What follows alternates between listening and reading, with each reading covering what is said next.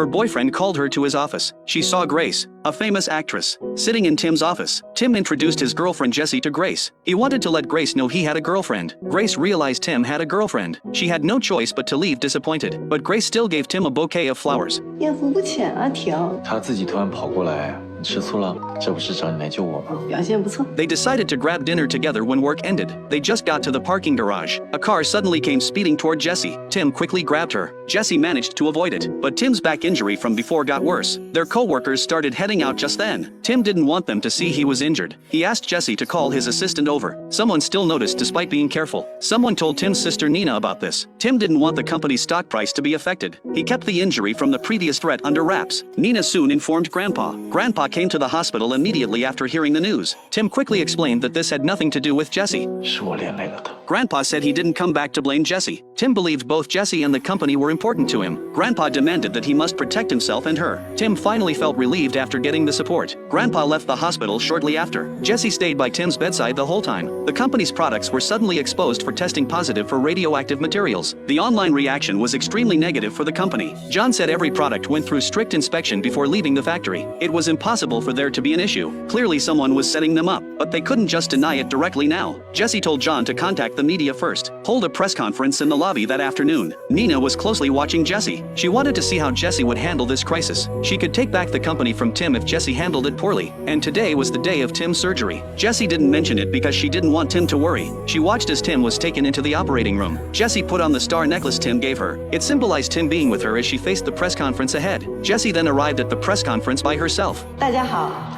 我是东一瀚海星辰的副总裁季星。 She assured everyone that the company's raw materials were absolutely safe. Every product was certified by the Medical Regulatory Authority, and they had medical device registration certificates. There would absolutely be no radiation issues, but the media didn't believe verbal assurances at all. 我手中这台放射性物质检测仪，跟大家在视频上看到的一模一样。 Jessie then pulled out one of their products and tested it right there. The device showed it failed the test. The reporters in the audience started buzzing. Jessie then used the detector to test other things. The results still exceeded normal levels. Then she picked up a reporter's notebook and tested it. The detector still sounded an alarm. This proved the products weren't the problem. 像这种检测仪是可以做手脚的，它的检测结果并不可信。 Jessie announced they would recall all their products, and then have them retested by a third-party testing agency, and the entire process would be live-streamed. Tim's grandfather watched the entire live stream. He was very satisfied with Jessie's PR approach.